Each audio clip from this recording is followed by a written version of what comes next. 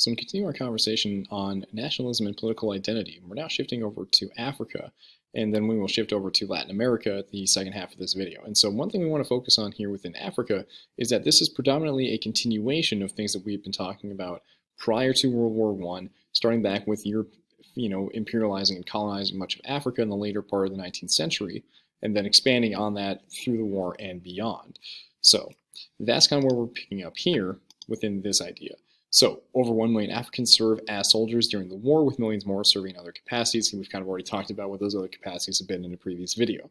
So, what happens is, however, we start to see the ideas of what we call African nationalism or Pan-Africanism that begins to happen predominantly now following World War I with a new African elite, similar to what we see within India and then other parts of the world as well, of those who had had a European education and had good levels of employment, within the government, within education, law, doctors, medical fields, that, again, similar to what we talked about in India, using European ideals as the rationale for the idea behind nationalism, taking ideas, again, from the Enlightenment and from the nationalist movements of the 1800s to, focus on, bringing people within Africa together. For some, it's entirely based on the entire African continent. For others, it's about tribal affiliations or ethnic affiliations. For others, it's race and skin color or just geographic location.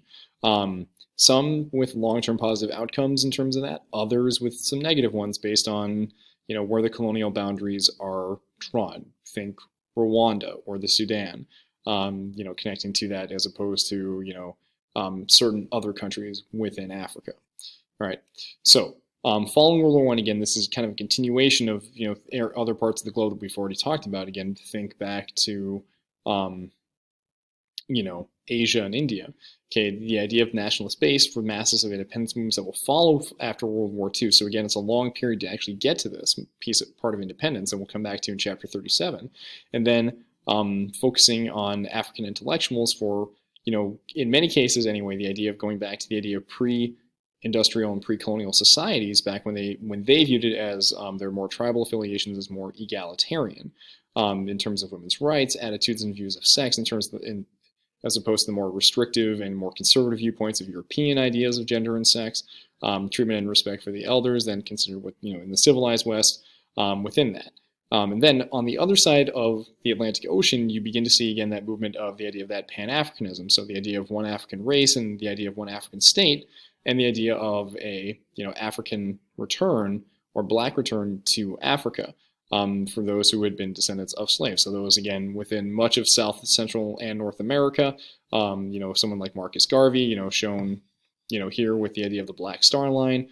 But the idea that, black is beautiful, black is proud kind of really starts to develop, at the same time within also the, and now I'm or the Harlem Renaissance at the same time going on in the 1920s in the United States.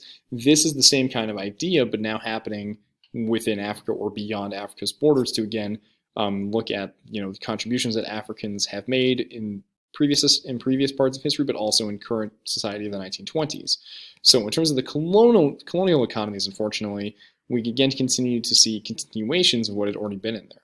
So again, more colonial institutions like European-style police, military, government, hospitals, railroads, but the shift now, the change, focus now on having Africans pay for them with increased taxes on their economies rather than Europeans putting in a lot of the money, and the idea that Europeans are primarily going to benefit from them.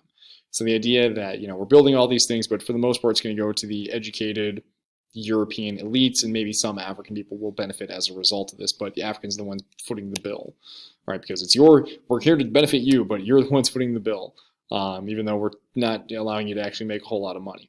Another continuation, okay, is the force and the focus, so again, Europeans forcing this on them, for the export economy. So again, cash crops, natural resources, primary level activities that are tied to European trade markets and controlled by white-owned companies and landowners who own the best farmland. Like within Kenya, within South Africa, the best farmland is under control of either white landowners or white companies. And so that means that, if everyone else has to produce on lower levels of quality in terms of farmland to provide for themselves and their family. And so again, that means again, you're similar again to India, you're predominantly trading to Europeans, and then, like you're extracting the materials and you're shipping the food out to Europe, and then Europe is sending you a finished product or something at a much higher value or much more expensive value than what you had initially purchased it for. All right. So, and unfortunately, one of the transitions as we're continuing to see that, movement towards, exporting cash crops and natural resources is that many African farmers are switching from subsistence to cash crop. And while that might seem like it's a good thing in terms of earning more money, however, that means that many of them have to go work on plantations. And so that draws more and more men away from their homes, leaving people to be underpaid, poorly treated, and many essentially continue to be, unforced labor. So think about indentured servitude, or essentially one step up of slavery. And then there's also the gender inequities that are kind of brought up here in terms of, women, and this is kind of a continuation even into today, women predominantly make the subsistence farming. They're the ones that are growing the subsistence crops to feed the family, while men go off and sell the crops that are being used to make money for the family. So that puts a higher emphasis on, the level and, the role that men have as opposed to women. All right. So kind of, for those that are familiar more with the human geography, the idea that, the core countries, making high profit consumption goods, take the raw materials from periphery and semi-periphery countries and their labor and turn that in and then resell it. So kind of that idea with Wallerstein's world systems theory here, and then the idea of neo-colonialism, okay, riches for them at the expense of, in this case, Africa, as we'll also see a little bit with, Latin America too. And then there's also, again, that racial disparity that comes out of this, predominantly looking at South Africa, which we'll revisit again with apartheid. That's also why we had, over here, Nelson Mandela, kind of in there, because within South Africa, again, South Africa being a white settler colony, the whites only make up about 10% of the population, but on the other side, they control, they control the vast majority of the land, including the best farmland, and essentially institute their own version of segregation on the territory. All right. So when the Depression hits Africa, similar to, again, other parts of the world, because of their ties to company profits and to global trade, leads to, decreases in production, decreases in wages, and then, more limiting and hurting the African economies because of the fact that they're tied in with Europeans for that. Right. And then coming back to this idea, again, similar to the Harlem Renaissance, okay, the idea of, that African-American culture, or not African-American culture, but Black culture and African culture, as a response to, views and, racial prejudices around the globe, is the negritude movement. So focusing on, French Black writers, for them, similar again to the Harlem Renaissance. So again, the ideas of, focusing on anti-racism and on anti-colonial sentiments and, pushing for nationalism. But also the ideas of Marxism. A lot of them are drawn to that as a response to the harsh political, social, and economic realities going on within Africa, and for those who have, lived under European control. But then also the ideas of returning to traditional African values, or the fact that they have lost them to, again, more Western values. So, and there are examples here, and I'll actually get out of the presentation. So if you go to Schoology, all right, clicking on our AP World History. So if you look inside the Chapter 35 folder on this, you can kind of see, okay, lessons for the colonized from the slaughter in the trenches. This is a lot of the negritude writers talking about what they've learned, kind of going back to the idea that, whites aren't necessarily, the racial supremacy as a result of World War I, kind of written in that style that would be in here. All right.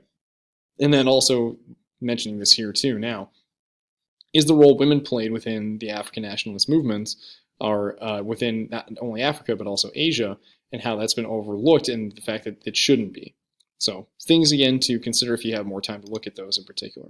So in the final video, all right, we are going to then look here at Latin America and neocolonialism. I say Latin America and the Caribbean and neocolonialism, as they are, again, no longer, colonies, but still suffer and face, things related to economic control by outside forces and influences. So that'll be the our little preview there for the next video.